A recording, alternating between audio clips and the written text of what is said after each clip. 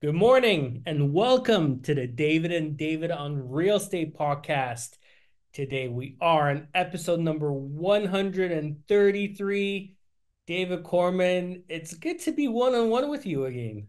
Yeah, it's been a while since we just had just the two of us in one of these podcasts, and it's always great. We always manage to find lots of things to talk about, but we've had some amazing guests. So anytime we get one of these guests available, it's always great to have them. But there's always lots for us to just chit chat about, and we got a couple interesting. Well, we're going to start with one interesting topic today. I think when you sent this to me as a potential topic for, I thought, okay, something's going on. There must have been something that's happened, that you've had some practical experience with issues that have come up about this, and we're talking about negotiating co-op commissions. So I We are. assume you've had some issues at the brokerage over this. Well, we're seeing more and more listings come on MLS that have reduced co-op commissions, and it's all stemming from this NAR decision. There are certain regions in Ontario that are known for reduced co-op commission, like Hamilton, Burlington is the one that typically the average listing offers 2%, and that's just the rules of the land. But we're seeing some of those discounted, or well, I shouldn't say discounted, but lower or altered co-op commission fees in different regions. And I think as realtors navigate, how do you really negotiate your co-op commission? Because there's a way to do it that will be above board and not get you into trouble. So we had a situation, and I'm going to describe this to you guys because it's very interesting. So one of our realtors put in an offer on a listing, and he was absolutely adamant that he gets his 2.5%. And there's a backstory. The backstory is that it's a long-standing client. They have a relationship. And the client said to this one agent, listen, you're going to get the commission on the buying side. So will you give me a deal on the listing side? And they had that locked in relationship. So the agent knew that whatever house that the client buys, that's really where he's going to get the bulk of his compensation. And the list side was already an agreement for a lower commission. So the agent explained all this to the listing agent and said, "Listen, I have this situation. Need to get paid 2.5% here. This is why. This is what's going on. Will your sellers cooperate at 2.5%?" And the listing agent said, "Yes, bring me an offer. We really want to see an offer in writing." So they submitted an offer. They got a sign back. The confirmation of cooperation and representation was signed at 2.5%. But the listing agent made it very clear that if they go below a certain threshold, that the 2.5% is off the table A certain threshold of the purchase price. of the purchase price. So if the Okay. purchase price And goes sorry, below. David, is this outside the GTA? No, this was in Oakville. So it's very Really? much in the Okay. GTA, and Oakville is, historically a 2.5% Mhm. co-op area, right? So, Yeah. anyways, they couldn't make it work. Our agent said, listen, appreciate the gesture, appreciate your hard work. Can't make that price work, and we want to be respectful. So we're gonna walk away, look at some other houses. A couple of days go by, the listing agent does a $20,000 price reduction. And my agent starts getting phone calls from the listing agent saying, "Hey, please come back to the table. You guys brought us an offer. There's not a lot of other movement. Come back to the table." The next day, my agent gets a text message. So my agent calls the listing agent and says, "Listen, we'll come back to the table, but it's going to be a 2.5% cooperating commission. And you wrote in your email that there's a certain price threshold. We're most likely going to be below that price threshold. Oh, please come back to the table. We want to work with you. Come back to the table." So my agent said, "Okay." He went back to the buyers, talked to the buyers, and um, they submitted their best and final offer on the pretext that they're going to be getting the 2.5%.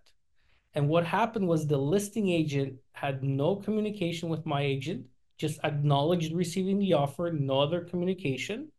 And the next set of communication that he received from the listing agent was an accepted offer, but they changed the co-op commission to 2%.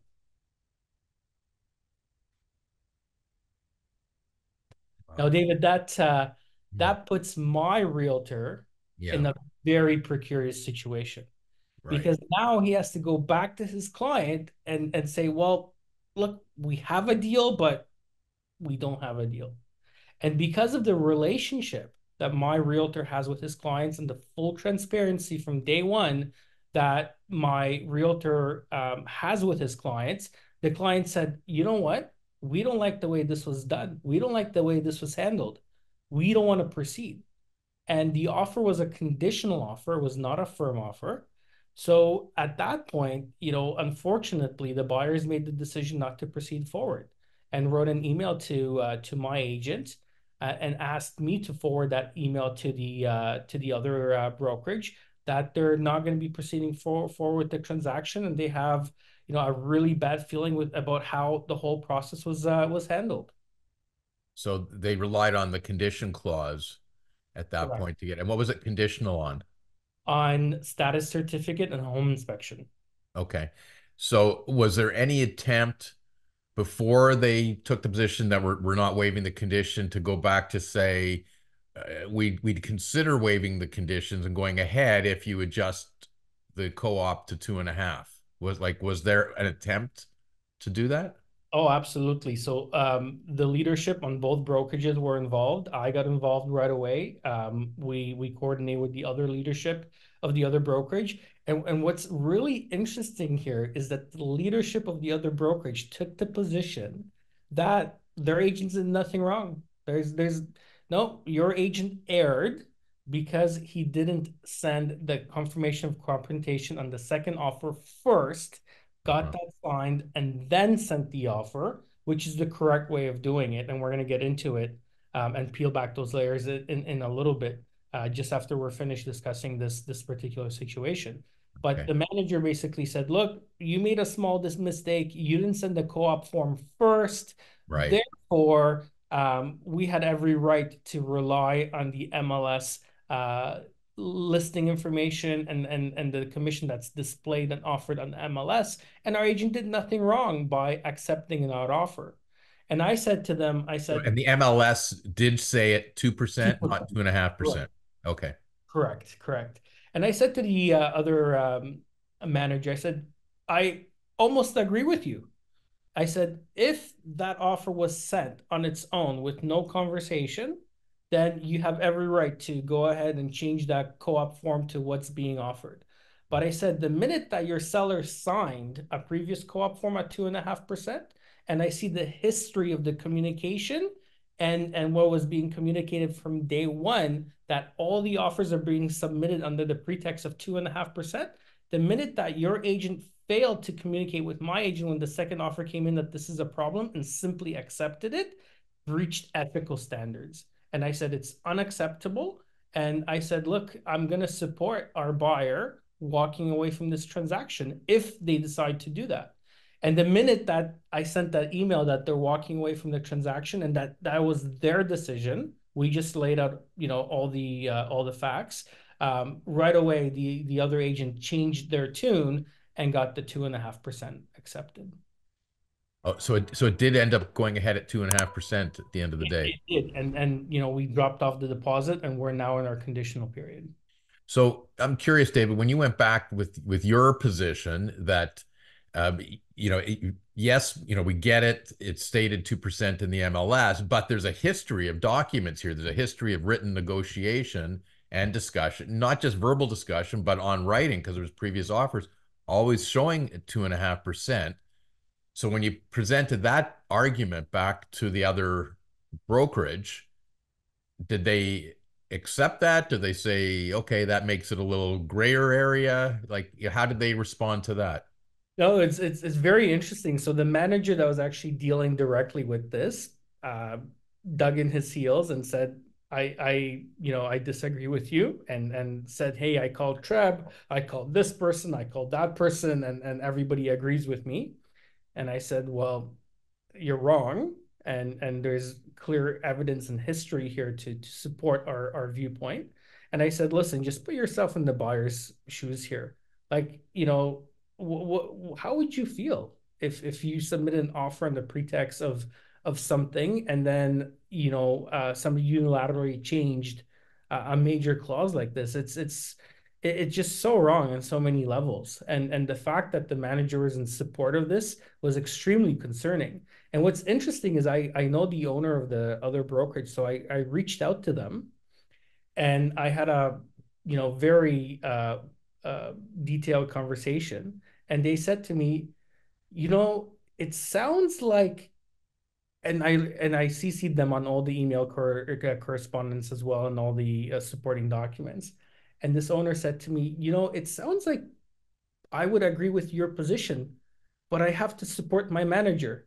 And I don't have the time to call my agent and have a discussion about this. So the buyer's is gonna have to make a decision. And I said, great. Thanks Okay. for your help. Right, right. So that's not the right answer, but No. okay, but let me ask you this question. Same facts, same situation, but let's say you're on the other side of this. You're the brokerage on the selling side of this, and these facts come to you, and you say, we had it, we got a deal here in writing. It was shown in the MLS, 2%. We accepted it that way. Would you, do you think you would take the position, you go back to your agent and say, let's, I think we're in the right here, and and all the other communication, the other prior offers were just negotiation. They weren't accepted. So even and maybe one of the reasons they weren't accepted was because they were at 2.5% and not at 2%. Can you see yourself on the other side of this arguing any differently? I think it's a hard argument to make, David, because of the lack of communication from the other side.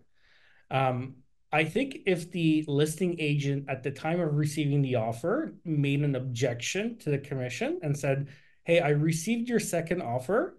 However, commission is going to be an issue here. Let me have a conversation with the seller. Right, I think we're going to have an issue with the commission." right. Then I think I would support them.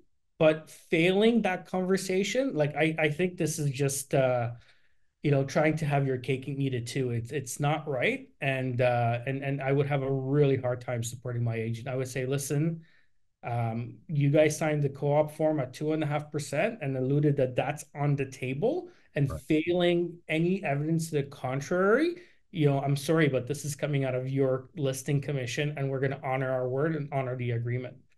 Because of the lack of communication to suggest otherwise. And then when I look at the fact that there's a $20,000 price reduction, when I look at that it was the listing agent initiating the conversation with the co-op agent, and there's clear evidence of that. And again, no communication as to changing that initial co-op form.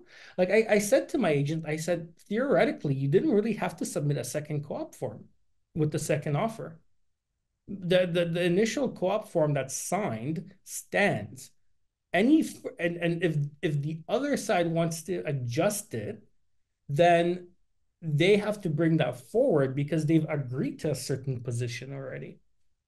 Okay, so here's another simple way to look at it. What if all the same facts? What if it came back instead of it at a 2% commission, they put it at a 1% commission? Like, wouldn't it be even more obvious that something was wrong here? They accept the offer and or they offer a half a point. Like, to me, it's they went back to what was in an MLS listing, but that's not a contract. MLS is just, that's not binding on anybody what's in an MLS unless that it's incorporated into an agreement. So they could have been even sharper in this. So, we're accepting the offer, but by the way, the commission's 1% and it's Right. binding. Like, it's more obvious that that's wrong, Right. right? Ethically wrong, probably legally wrong. If it goes to a decision by RICO or by a court, they're not likely to support that based on the facts, right? So the fact that they just turned it down to 2% muddies the water a little bit. But I think if you look at it, what if they said, okay, we're accepting it, but it's zero commission? Then it's more obvious. You can't just unilaterally do that, when there's this history of negotiation. Right. And I always take it back as to, how is our agent supposed to explain this to his buyers? And it makes him look, like greedy, like he's only in it for the commission. Right, And right. that's not fair because I can tell you that's the furthest thing that happened here. because of that agreement on the listing side and the relationship that my client has with this client. And the relationship was really important to our brokerage and to our agent. Um, my agent shared with me that the buyer's mother is going to be moved from Niagara-on-the-Lake to Burlington. Like there's like 4 or 5 other transactions that hinged on this going smoothly. So, my agent didn't want to have to go back to his buyer and say, hey, look, like this is what we're dealing with here. Like it's, who knows what the consequences of that would have been. Who knows if the buyer says, listen, what's really happening here with the industry? We're not selling, we're just going to stay put, we're frustrated. Like, these are very sophisticated, intelligent people have transacted previously, and they expect our profession to conduct themselves in a certain way. So a half a point on this deal, that was blowing up the deal. How much would that be worth in dollars on this transaction? Do you know roughly? Approximately $5,000, I think it was. Okay. So look at all the time and energy that went into trying to decide who's entitled to that $5,000 and whether that 5,000 was going to be paid or not paid. Blow up a whole transaction and look at all the people that had to get involved and the time and energy, right? For $5,000, right? It just sometimes people forget about that part of it. And it's like, well, how much are we really talking about here? And are we going to spend, $20,000 worth of time and energy to try and get somebody $5,000 or, like at some point it becomes wasteful too, right? But I think we should focus a little bit. How do we avoid these situations? Yeah. Like, what's the proper way to go about this so that you don't get yourself in a situation like that? Yeah. And David, it all starts at the beginning of the relationship with Tressa and having to put your relationship in writing. It's an excellent opportunity to sit down and really review the dynamics between buyer and seller and how the commission flows and who's responsible for what. And if you're signing a buyer representation agreement at 2.5%, I don't understand the mindset of agents not negotiating the buyer commission with their buyers and really having that conversation and saying, hey, look, you're hiring me and my compensation is 2.5%. So there's going to be listings out there that offer less commission. And it could range from $1, we've seen it happen, to $100, to 1%, to 1.5%, to 2%, to more than 2.5%. And what happens if it's 3%, but your buyer rep says 2.5? Like, let's talk about that, Right. right? Right. But it starts at the onset of the relationship, and you really have to go through those scenarios and explain, hey, if I show you a listing at 2.5%, and it's an amazing listing, I'm going to show it to you because I have a fiduciary obligation to show you all listings in the market, irrespective of the commission that they show. But I'm going to inform you in writing that it's a lower commission, and you're going to have the ability to offer in that property knowing that the extra 0.5% is going to have to be factored into your decision making when you're making an offer. So that's the first step. And that's a crucial, crucial step because you should have the confidence as a real estate agent and as a professional to show all listings out there, irrespective of the commission that they're showing. It should, like, the commission that they're offering you as a co-op agent should have no bearings on whether you're showing the property or not showing the property. So that's the first step. The second step is if you come across a listing that is offering less commission after you've shown it and the client has expressed interest, then this is how you negotiate your commission. You have a conversation with the listing agent. You send the listing agent a co-op form, the confirmation of cooperation and representation, and only the co-op form. And you put MLS commission to be paid other 2.5% plus HST, and you get the listing agent and the sign that co-op form and email it back Before you submit an offer. before you negotiate or submit an offer. And these are RICO and TREB rules. you cannot negotiate your commission and the offer price at the same time because there's an inherent conflict of interest. So you have to negotiate one at a time and you negotiate your commission first.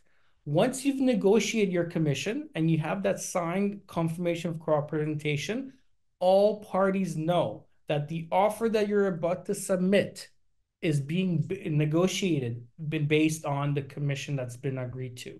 And then you're only negotiating the offer next. And co-op agents, I'm going to give you a trick. If the listing agent is not willing to do this with you, then say, look, you have nothing to lose.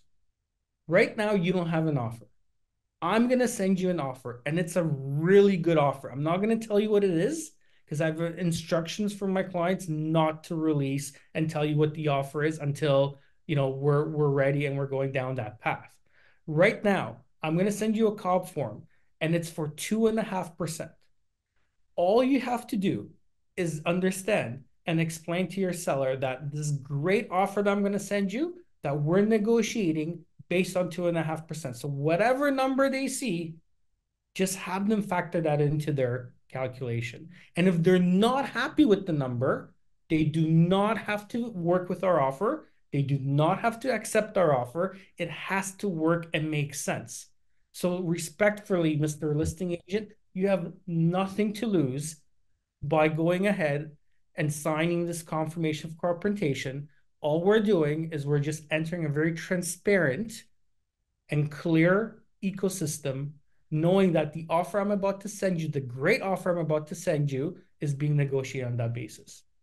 So if the seller's agent responds by saying, I discussed it with the seller, they're not prepared to sign the co-op at 2.5%.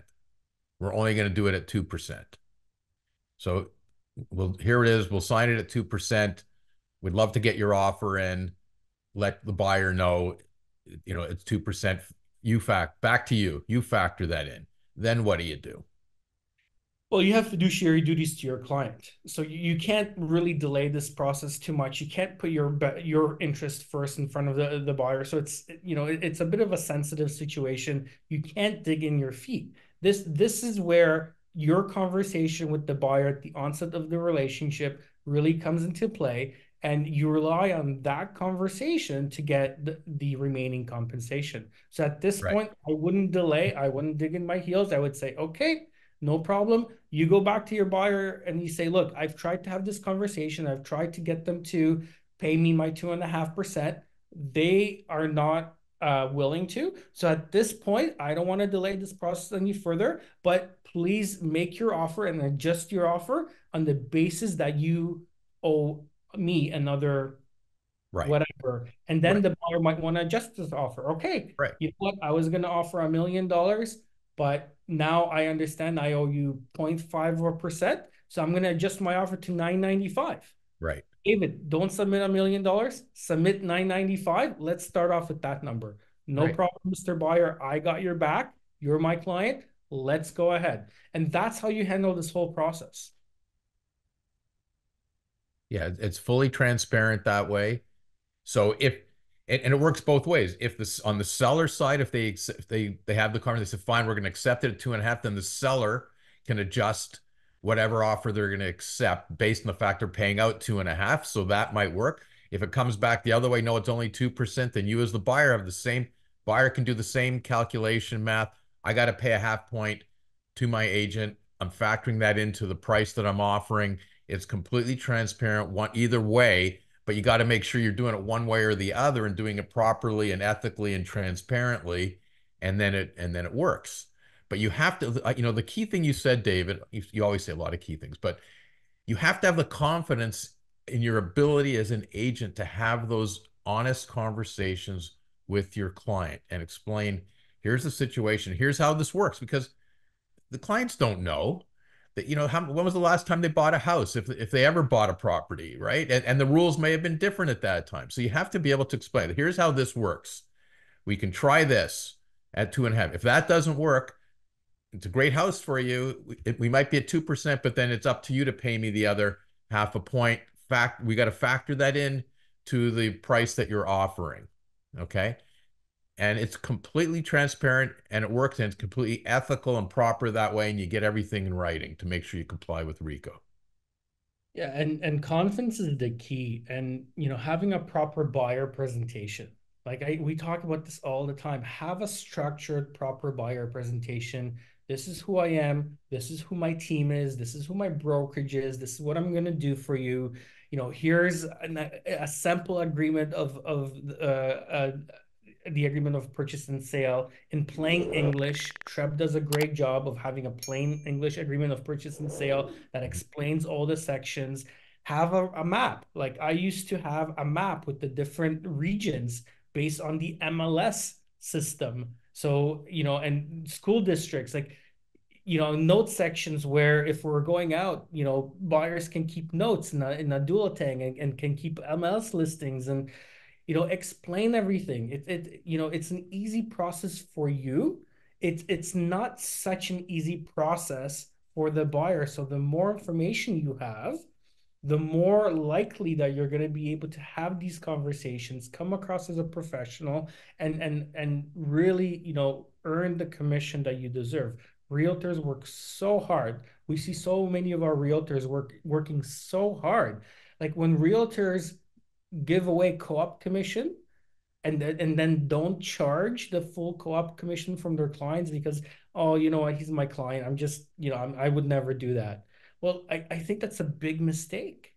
Yeah. It's a big mistake because you're worth the 2.5%, and it starts from you. If you don't believe you're worth the 2.5% each and every single time, then you're not going to get it, and it's going to be a lot harder for you to go ahead and make sure you put yourself in a situation where you can consistently, earn a great living. I've got one last question for you, David, like a strategic question from the way this started in your situation, because this agent was buying and selling for the client, and a decision was made to earn most of the commission on the buy side and not the sell side. Was that the right decision strategically? Would it have been better to do it the other way because you have more control on the sales side? You know exactly what you're going to get and what you're offering, and not leave it to chance or negotiation on the buy side because you have less control. Yeah, I mean, I'm a huge proponent of full commission on both ends.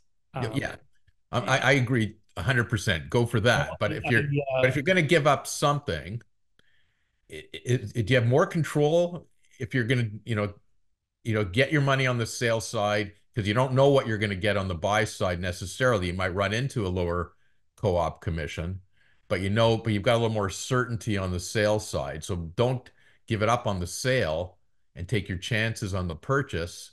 Maybe work it the other way.